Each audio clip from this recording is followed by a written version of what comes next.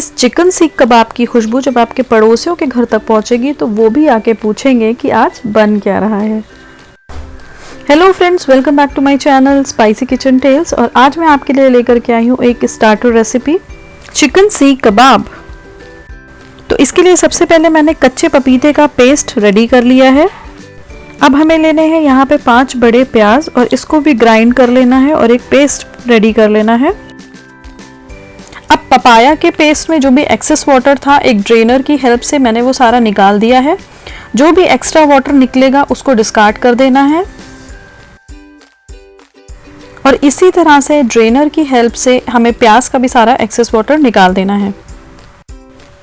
इससे होगा ये कि आपका मसाला जो है वो सूखा होने के वजह से पूरा चिकन के पीसेस में अच्छे से कोट हो जाएगा। मसालों में मैंने यहाँ पे लिया है 2 टीस्पून ब्लैक पेपर यानी काली मिर्च, 6 से 7 बड़ी इलायची,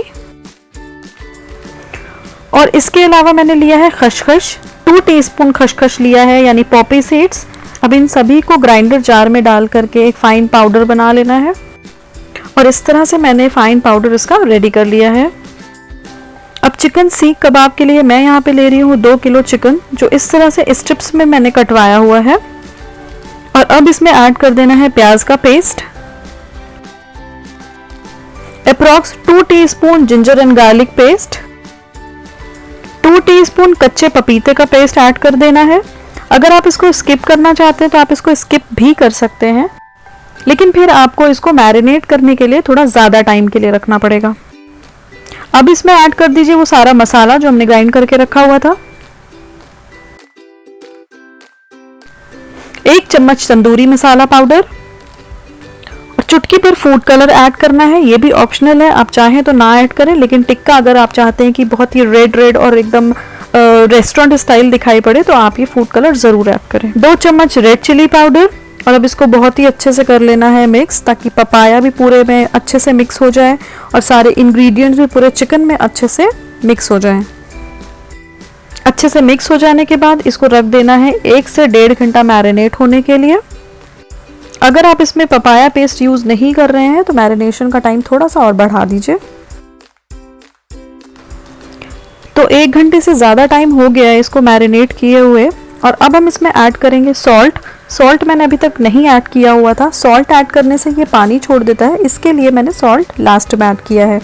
तो 2 टीस्पून मैं सॉल्ट ऐड कर रही हूँ, आप अपने टेस्ट के अकॉर्डिंग ऐड करें। अब इसमें डाल देना है 2 टेबलस्पून मस्टर्ड ऑयल और इसको कर दीजिए अच्छे से मिक्स।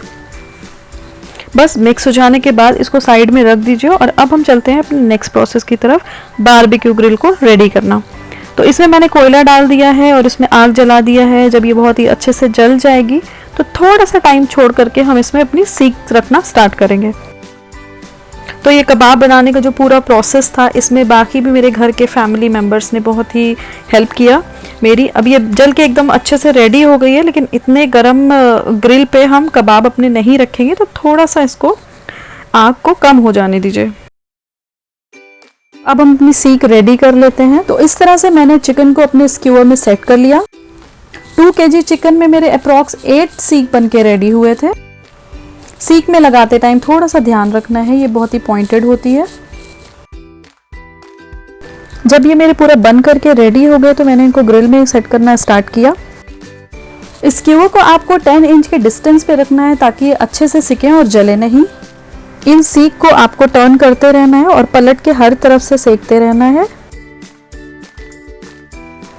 15 से 20 मिनट में ये आपकी सारी सीख बहुत ही अच्छी बन के रेडी हो जाएंगी। अब आप इनको एज ए स्टार्टर खाइए या आप इसको दाल के साथ खाइए, ये बहुत ही टेस्टी लगती हैं। रेसिपी पसंद आए तो इस वीडियो को लाइक कीजिए, फ्रेंड्स एंड फैमिली में शेयर कीजिए और मेरे चैनल को सब्सक्राइब करिए ताकि आपको ऐसे ही और रेसिपी मिलती रहे।